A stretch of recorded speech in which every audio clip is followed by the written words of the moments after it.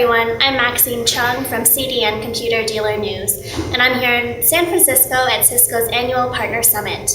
With me here today, I have Nitin Kawale, the president of Cisco Canada. Hi Nitin, welcome. Thank you. Great.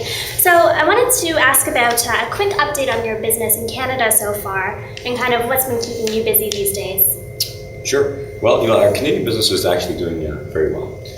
If you look at even the last year where there was a little bit of an economic downturn, we were able to grow our business almost 10% in Canadian dollars. So we're pretty proud of that. In terms of going forward, we've entered into so many different markets and adjacencies and introduced new products.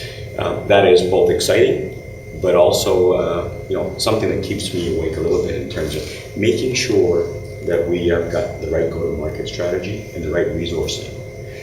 And to put those in the right sequence. So we have a simple formula on how we run the business in Canada. We try and run the business, if you will, through three lenses: geographies, verticals, and architectures. And so regardless of what new things the company goes into, if we look at the intersections of those things, we know what the sweet spots are in terms of go-to-market.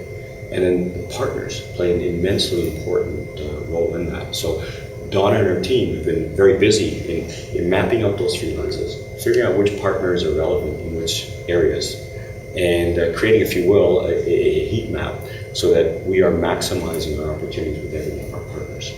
Wonderful. Nitin, what are some of your priorities and plans for growth in the country this year? Yeah, well, we have so many opportunities.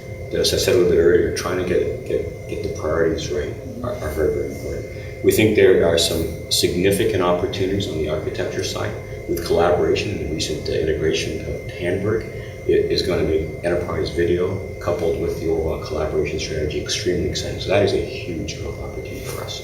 If we look at the data center and the unified compute system and the ecosystems of partners that we've built around that who have been credible in that industry for so long, this is a very large market, well beyond $1 billion addressable market for us. So that's very, very exciting.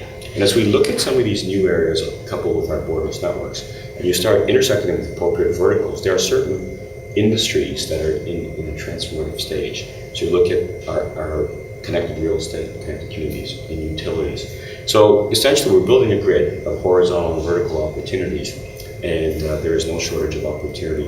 It's how quickly can we align the go-to-market with our partners and our resources to go after these. So it's a pretty exciting time we think the next 5 years in Canada will be very, very exciting for us and our partners. Okay, great. You speak a lot about opportunities in the market right now. Mm-hmm. I wanted to get an update on you as to how your consumer business is doing and kind of what your plans are in moving in that direction. Yeah, so our consumer business, I think what you'll see us in Canada start getting more profile than we've seen.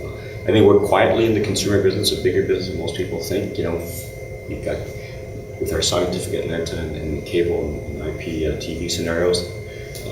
If you look at the Linksys, most people don't even know that they have consumer products in their home from Cisco, from those two. Our acquisition of Flip has taught us a lot in terms of how these products need to be, and that leadership team is guiding us quite a bit. So as we look at kind of putting all that together into what we call connected life.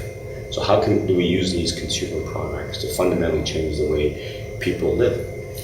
And the home becomes very instrumental in that, in terms of what does that home look like in terms of not just networking, but these consumer products, how it interfaces back into utilities and things along those lines. So I think what you're going to find is some very interesting things coming out of Cisco over the next little while. And we're also looking at from a partner and channel perspective, different ways of doing things and very unique partnerships that we'll do with retailers and distributors and service providers. So in terms of any specific branding campaigns or marketing campaigns in this area, are you guys doing anything with your partners or kind of on your own as well to kind of get that messaging out there in the consumer space? We are going to do a lot of that, but I think it's incumbent upon us to get our solutions right and to get those partnerships all aligned before we go off and do the branding. Okay, great. Last question for you, Nitin. Sure. And this is, what are some of the high margin growth opportunities that your Canadian channel partners can take advantage of right now? Obviously, the market is going through several transitions as well in terms of technology focus. Yep. Where are some sweet spots that your partners can really hit the ground running? Sure. I think other than our classical business of building the networks, is I think collaboration, enterprise-wide collaboration, looking at Web 2.0 techniques and how they might transform and provide business cases in those areas.